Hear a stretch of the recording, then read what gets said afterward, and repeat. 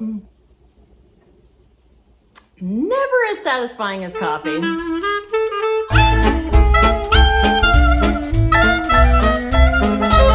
Hello and welcome to another video. My name is Heather, and as always, I'm reading with a vengeance, and as always, I hope you are as well. Welcome back if you are a returning subscriber, and if you are new to my channel, a very warm welcome to you. I hope everybody is doing very, very well and is having a good reading summer.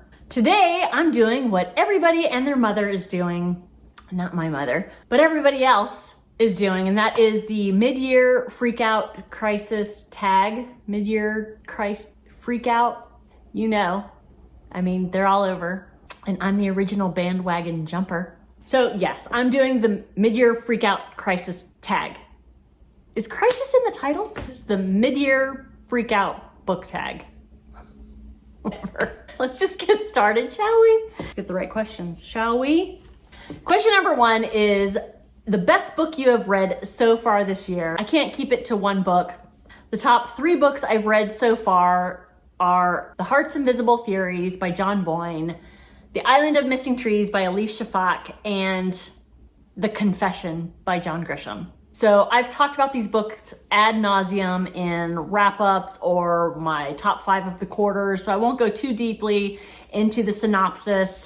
Heart's Invisible Furies is contemporary fiction, basically follows Cyril Avery, who was born in the 50s, and it follows him his entire life, kind of living an Irishman, a gay man, and basically his life adventures, and it's absolutely phenomenal, 5-star read. The Island of Missing Trees by Elif Shafak was shortlisted for the Women's Prize for Fiction, which is how I discovered it and why I picked it up. I probably wouldn't have picked it up otherwise. That is, I would say that's contemporary fiction / historical fiction with magical realism.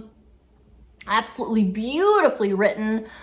Chef's kiss on that one. And then The Confession is a John Grisham book. It's not even one of his later ones. It was written, I believe, published in 2012. I just happened to pick it up just because I like John Grisham, and I'm slowly making my way through his entire backlist or whatever. It's one of those ones that really took me by surprise. I know I've talked about it before that he's kind of got a formula that he follows. Usually they're legal thrillers, but this one is a little bit different. This one stands out. It has a wonderful story. It's got some great characters, and it is quite the thriller. And it deals with racism, and it also deals with both sides of the death penalty fence, regardless of what side you fall on, as far as whether you are pro or con. This book has something to say that would speak to either of you. These 3 books have been solid 5 stars. Can't choose just one. I know I'll have to at the end of the year, but I will burn that bridge when I get to it. Question number 2. What is the best sequel you've read so far this year?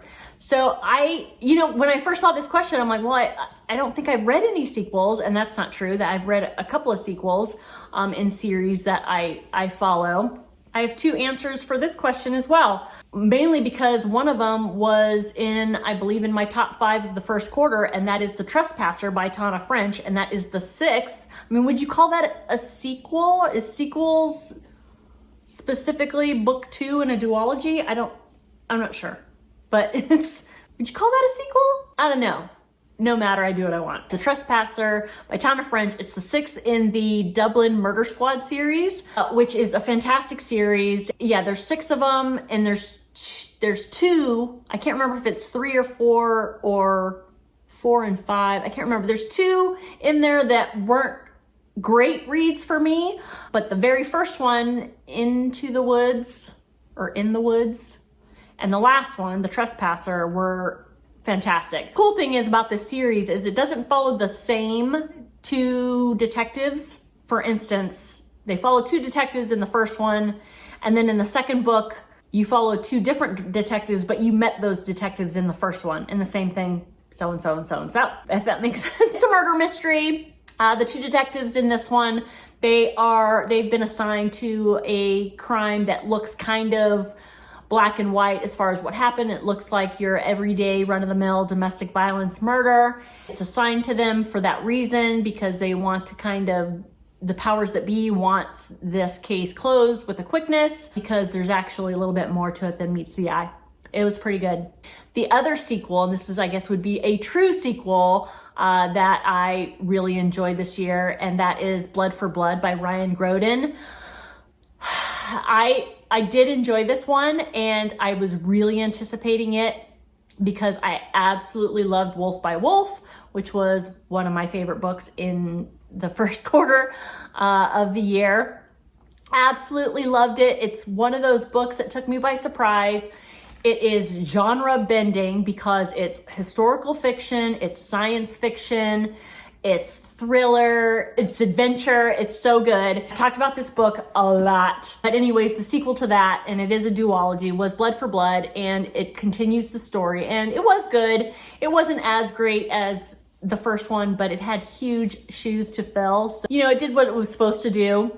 Followed the characters and followed the story, but it just didn't have the same oomph that the first one did, and it couldn't.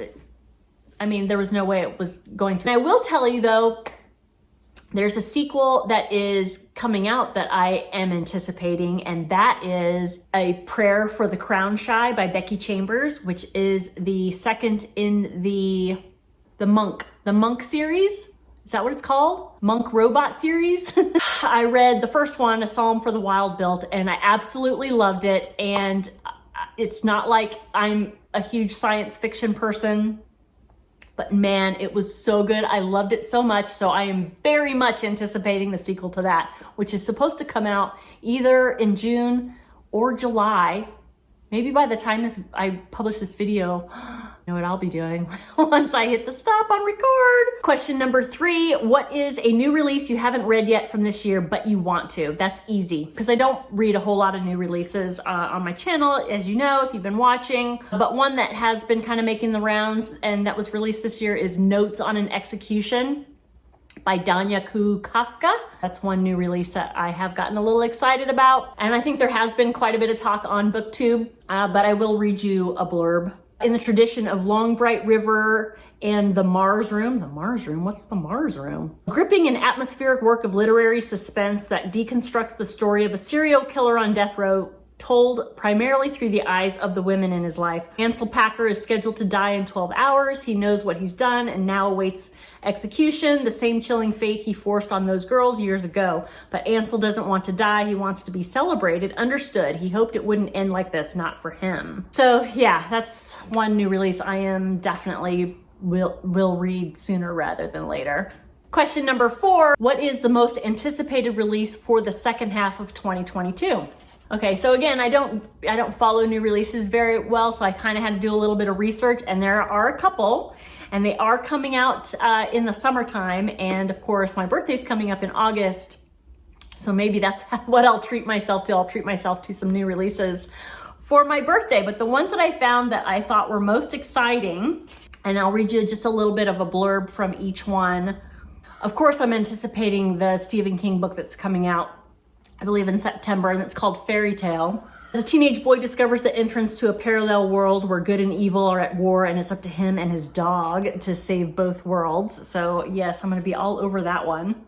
The Two Lives of Sarah by Catherine Adele West. And that's a historical fiction. A pregnant Black woman tries to escape her past by settling in 1960s Memphis, where she falls in love with a school teacher and tries to end segregation. Mika in Real Life by Amiko Jean. This is a contemporary fiction. It says when the daughter she gave up for adoption reaches out, Mika tells a white lie to make her life seem more put together than it is, a lie that keeps snowballing. And finally, the last one that kind of jumped out at me was The Many Daughters of Afong Moy by Jamie Ford. This is literary fiction. An experimental treatment allows a woman to connect with the past generations of the women in her family as a stranger searches for her in each time period.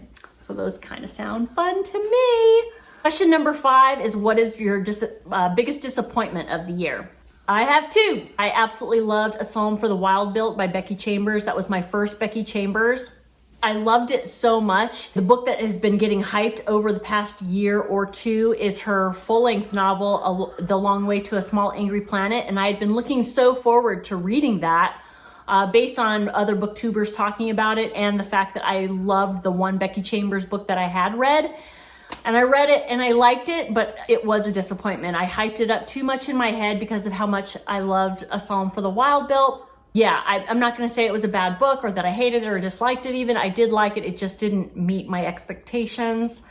So in the true definition of disappointment, the other real disappointment has happened recently, and that is I joined a readathon that Gemma from Gemma Books, Emily from Novelle Novels, and Danny from Danny's Book World are hosting, and it's the Six Tudor Queens read-along or readathon. I joined that, and I started it with the first book, Catherine of Aragon, the True Queen, and I got 200 pages into it, and it just wasn't for me. And the disappointment for me was that I probably won't be continuing on with the readathon, which is a bummer. But plus, I love historical fiction, but I just wasn't getting along with this particular book, so that was kind of a disappointment too. Wah wah. Question number 6: what is the biggest surprise of the year so far? And A Psalm for the Wild-Built. That was a huge surprise. It was sci-fi. I'm not a huge fan of sci-fi. At least I wasn't before I read that book.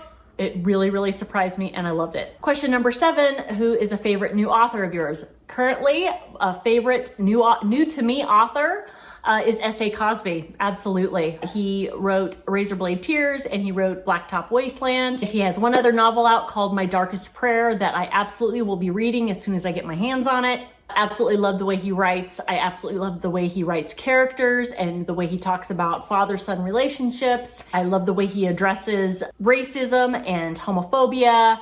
Love it. To tackle really heavy themes and then meanwhile to have snappy dialogue and to have this thrill of a plot going on all at the same time, it's just heaven to me. S.A. Cosby, you are a god. Question number 8. Who is your newest fictional crush? I don't get crushes on fictional characters. I just don't. In the spirit of the tag and answering the question, the first person that comes to mind basically is Murderbot from the Murderbot series by Martha Wells. I read the first one in the series, All Systems Red, I believe. Murderbot is basically, it's an artificial intelligence robot. All he wants to do is be left alone to watch his Netflix, and he's super sarcastic, and yeah, he's morally gray. So I'd be up for having a cup of coffee with him. What does that say about me? Question number 9, who is your newest favorite character? Hands down, no question about it, Buddy Lee from Razorblade Tears. Ugh. Redneck, morally gray, funny, sharp-witted, he's flawed, but he knows it and he tries to be a better person. Absolutely loved Buddy Lee from Razorblade. Did I say Razorblade Tears? Buddy Lee, Razorblade Tears. Question number 10, what's a book that made you cry this year? That's easy. One that I just recently read. I cried not once, but twice. And I almost hated the book because of what was happening, and that is One Good Dog by Susan Wilson. I've read a lot of books where terrible, terrible things happened to people and didn't shed one single tear. You heard a dog, and I'm on the floor in the fetal position, sobbing my eyes out. I am who I am. Question number 11, what's a book that made you happy this year? I had a hard time with this one too because I was scrolling through all the books I've read this year and I've read a lot of dark shit. I mean, I read a lot of heartwarming stuff, but it's not, I mean, heartwarming doesn't necessarily make you happy. I mean, there's been some hopeful stuff, but happy, like put a smile on my face, happy. And I was scrolling and scrolling. Then I did come across, I forgot about these, and yes, they actually did make me happy. And that is the Way of the House Husband series by Kosuke Uno. They're super cute and super fun and super funny. I don't really know how to describe them, but basically it follows a guy in Japan, I believe. And he was like the leader of the Yakuza organized crime gang in Japan. He was known as the Immortal Dragon. Anyways, he retires from the life of crime and he marries a woman who is your average everyday businesswoman. She is the breadwinner of the family, and so he's at home basically doing house husband type things, doing the shopping, doing the cooking, doing the sewing, doing the cleaning, taking care of the cat. Also, at the same time, in his everyday errands, he's running into old foes and chaos ensues, and he takes care of business, but at the same time, he takes care of the house. And it's hilarious, and it's so funny. There's like one scene where he goes to a yoga class, and it's hard to describe other than what I've done right here, but they're super funny. And yes, they did make me happy. They made me smile. So question number 12 is, what is the most beautiful book you have either bought or received this year? And it just so happens that the most beautiful book that I have bought, which I haven't bought a whole lot this year, happens to coincide with one of the most beautiful stories I've read. So it comes as no surprise. That is The Island of Missing Trees by Elif Shafak. I just so happened to have bought this book. Absolutely loved it, as you probably know already, and it's got a beautiful cover. I just love the color scheme, the orange and the blue and the greens, the birds, the trees. I think it's beautiful. So yeah, that was an easy one for me. And if you haven't read it, do so. And finally, the question number 13 is, what do you need to read by the end of the year? I don't need to read anything, not specifically anyways. To answer this question, I will say like new to me authors that I've been trying to get to that I just haven't so far. So the ones that are on my shelf, you know, this one has gone around Booktube a lot, and I've heard nothing but good things about this. The One by John Mars, and I know I'm gonna love it. I had my girlfriend Danny sent this to me because she thought that I would like it. So of course that's usually kind of a good sign that I'm gonna like a book. And yeah, I've had it for at least a year. So I would like to get this read this year. New to me author, Ya Gayasi. I got this when I was doing Independent Bookstore Day, and I found this at a used bookstore for like $1. Transcendent Kingdom. It's a short one, and I've really been intrigued by this author, so I definitely want to get to her by the end of the year. This one, a friend of mine sent to me just because she thought I would like it. And this has also made the rounds on Booktube, and I don't know what my problem is. I might save it till October, but I feel like I'm one of the few people in the book community that has not read this yet. Skin Gothic by Sylvia Moreno Garcia. I don't know why I haven't read this yet. And then finally, this is a first in a series, Soulless by Gail Carriger. Who was it? Leanne of Literary Diversions is a booktuber that I watch, and she raved about this whole series, and so she was the inspiration for me getting this. I don't think this is really talked a lot about on Booktube, so I'll just read the little blurb on the back.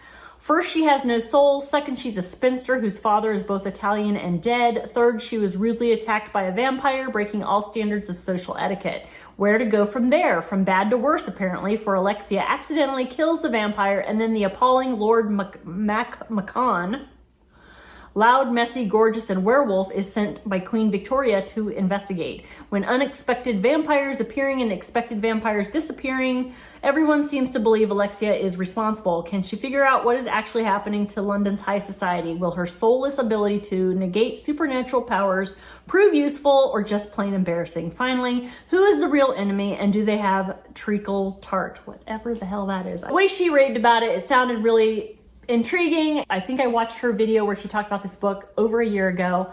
It took me a while to find it, but then I found it, and now it's been languishing on my shelf. Need to read? Meh. As far as needs go, I guess I would say just new to me authors really that are on my shelf. And that is it. That is my mid-year freakout. Did I freak out enough? I don't know. Was I supposed to freak out? Why do they call it a freakout? That's what I want to know. Anyways, I hope you enjoyed it. I enjoyed making the video. If you're still watching at this point, please consider giving that like button a boop. And if you haven't subscribed yet, I'd really appreciate it if you did that too. Thank you so much for watching. I really enjoy making these videos for you, and I hope you find some books from my videos for you to enjoy. If you have any thoughts on the books I talked about in this video, or you just want to say hi, I would love to hear from you. You can go ahead and comment down in the doodly-doo. Thank you so much for watching, and I will see you next time. Bye-bye.